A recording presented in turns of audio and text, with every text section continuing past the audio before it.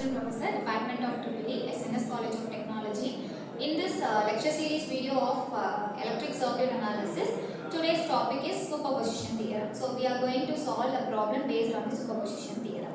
So in the first thing, this is the problem based on the superposition theorem, whereas we are having an 225 volt source and then 220 volt source. So superposition theorem is nothing but we have to consider the one source in an active element and the remaining source is an deactivated state. So firstly, there is a two loop in this problem, so that we have to solve two steps. So this problem is we have to find out the load current and the load voltage in the given superposition theorem circuit. So firstly, we have to consider the 235 volt is an active source. And then we have to solve the resistance. So 0.9 and 1 ohms is an internal resistance. So we have to add it in the series. So we get the value of 3 ohms and 4.6 volts. So consider these 225 volt is an active and then 220 is in a short circuit. So basically, if it is in a voltage source, we have to short circuit, and if it is in a current source, we have to open circuit that. So in this step 1, 225 volt is in active, so that we are shorting the 220 volt source in the second loop. So direct inspection method applying, we have this equation where we can R11, R12, R21 and R22. So adding these two resistance in 9, so we get 9, and then these resistance 6 ohms is in the minus value. So consider the second loop, we have this minus 6. And then adding these two resistance, we can get 4.6 plus 6 equal to 10.6 resistance. So we have to find out the I1 and I2 as like mesh analysis. So the voltage source is 225 volt and the remaining source is shorted, so that we have considered that as a 0 volt.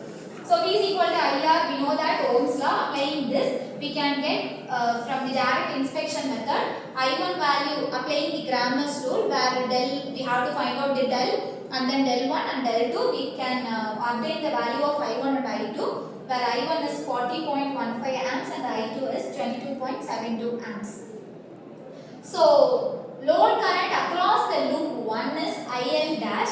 So applying the KCL rule, so this point, consider this point as your junction, whereas I1 current is an incoming current and I2 current is an outgoing current. So we rewrite this as I1 minus I2. So we know the value of I1 and I2. So subtracting those two values, we can get the IL dash value as 17.43 amps.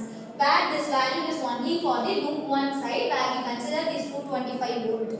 For the second step, we have to short circuit these voltage value and then keeping the active source as 220 volt. So rewriting this as step 2, 220 volt source is in the active source, and then 225 volt we have to short it out. So this one is loop 1 and loop 2. So also for this step 2, we have to use the direct inspection method. So direct inspection method we are using so that we get the 9 minus 6, 6 minus 6 and 10.6. Where I1 and I2 we have to identify. Whereas in voltage source, first loop is short circuited, so the value is considered as 0, and the second loop is 220 volt. Why I am denoting this minus value is the direction of current is in the flow of positive to negative. So we already know that positive to negative source is considered as a rise in fall in potential. So that for fall in potential we are considered this as minus 220 volt. So applying the Cramer's rule, we have to find out the del 1 and del 2. So obtaining all these del values and del 1, del 2 values, we can find out the del I1 and I2. So I1 value is minus 22.22 amps and I2 is your minus 33.33 amps.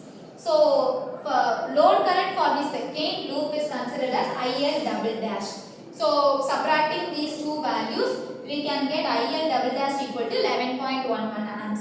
So soon after finding out the loop 1 load current and loop 2 load current, we have to finally find out the total load current across the two loops. So IL dash and IL double dash is equal to, adding these two values, we can get 28.54 amps is your load current.